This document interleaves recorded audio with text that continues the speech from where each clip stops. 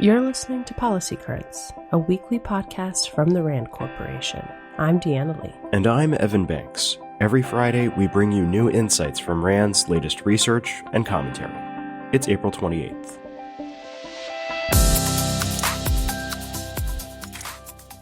Recent fighting in Sudan has left hundreds dead and millions more trapped without food, water, or electricity. Thousands of residents and foreigners have fled the country. While a temporary ceasefire agreement was renewed this week, there have been reports of continued violence. It's unclear what will happen next.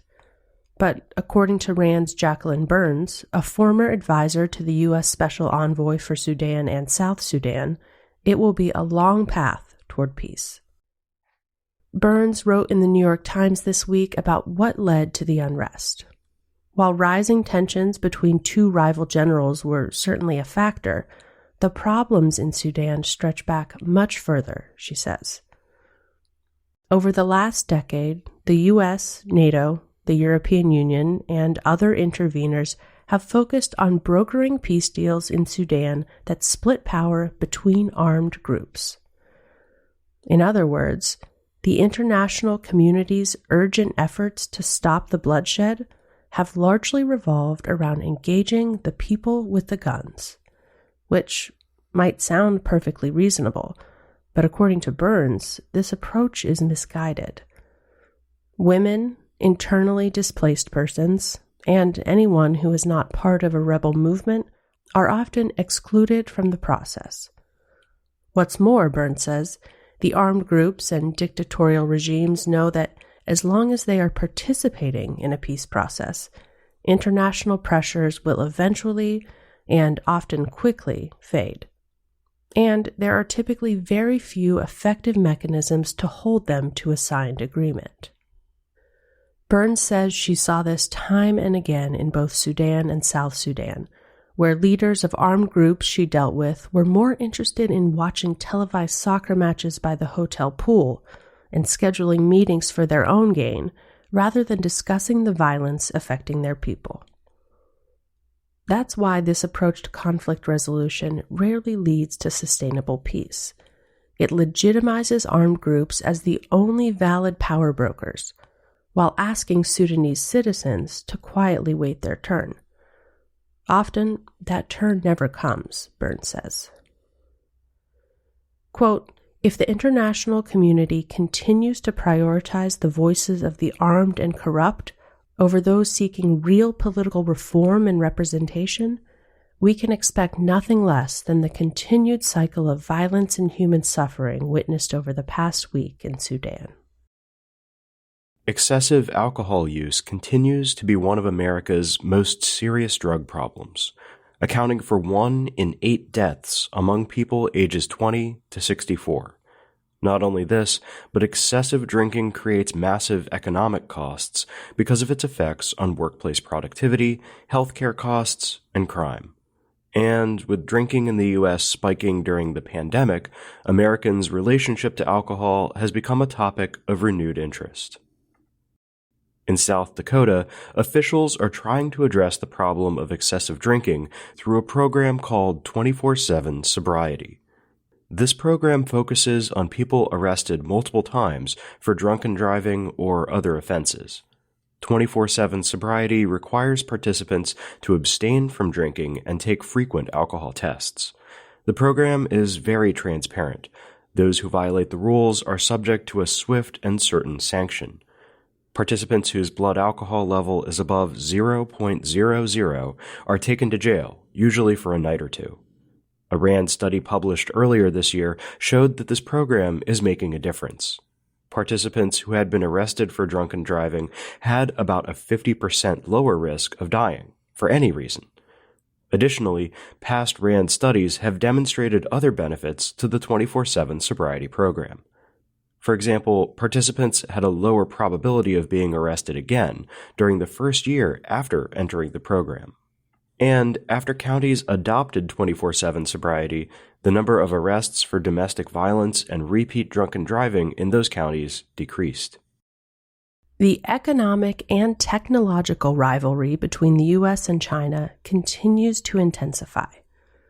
To help Washington gain an edge, Rand's Barry Pavel and Daniel Eagle recommend establishing a civilian equivalent to the Joint Chiefs of Staff.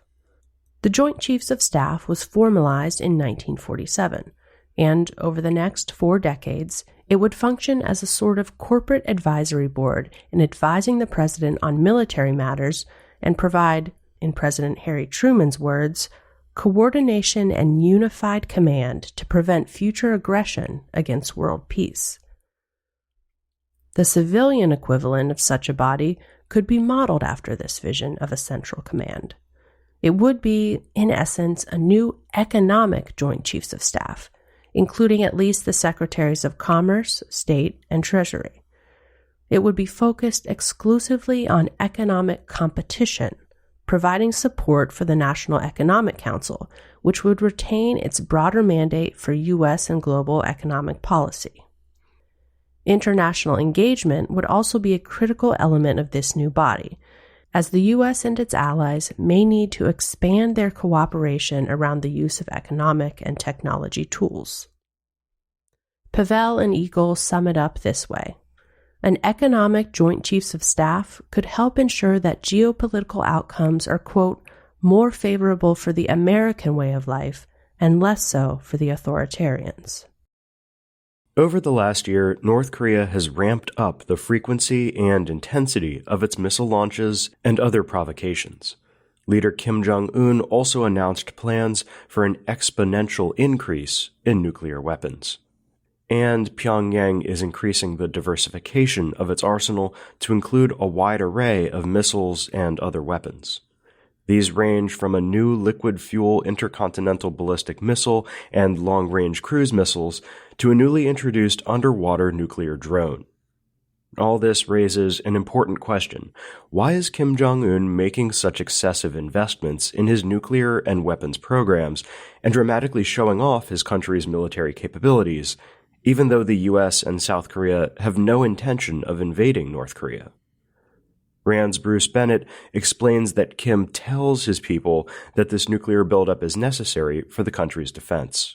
Meanwhile, many North Koreans are suffering without basic necessities, including food and electrical power. But the real reason for Kim's hyped-up threats is likely concern for his own survival and continued control of North Korea. Bennett says, quote, while it's impossible to divine Kim's exact motivations, available evidence suggests he is a paranoid ruler who cares less for his country than for his own life and power. Critical minerals, such as lithium, titanium, and nickel, are in extremely high demand. Not only are they widely used in the aerospace and defense industries, but they're also essential for clean energy technologies. Currently, often illiquid and poorly governed markets affect both prices and availability of critical minerals. This raises questions about securing access to them in the future. And as accessing these raw materials becomes increasingly difficult and costly, U.S. national security needs could end up in competition with climate security needs. That's according to Rand's Fabian Villalobos and Morgan Bazilian of the Colorado School of Mines. Here's an example. Nickel is among the 6 critical minerals used in the lithium-ion batteries that power electric vehicles. It's also crucial for military applications like jet turbine engines. Imagine a scenario in which nickel becomes prohibitively costly or difficult to acquire. To avoid this, the U.S. and private industry will have to work toward a few key goals: securing access to the supply of critical minerals, increasing global and domestic production capacity, and diversifying supply chains both upstream and downstream. Failure to achieve these goals could put climate mitigation strategies and U.S. military readiness at risk. That's it for today's episode. Thanks for listening. You can learn more about the topics we discussed in the show notes at rand.org/podcast. We're off next week, but we'll be back in your feed on May 12th, when we'll provide a deep dive on the upcoming expiration of the COVID-19 public health emergency. RAND is a nonprofit institution that helps improve policy and decision-making through research and analysis.